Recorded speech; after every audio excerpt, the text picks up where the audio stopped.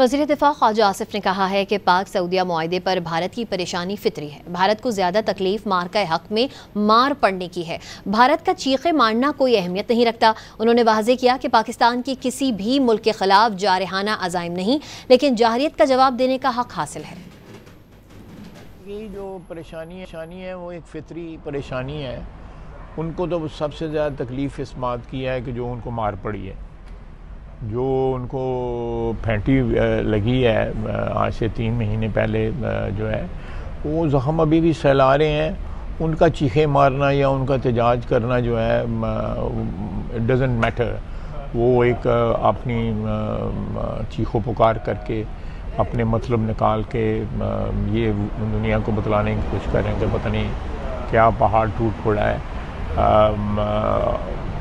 अगर हमारे कोई एग्रेसिव डिज़ाइन तो कतई तौर पे अगेन रिपीट किसी के ख़िलाफ़ नहीं है, किसी के ख़िलाफ़ नहीं है। हम तो बरसगीर में भी अमन चाहते हैं।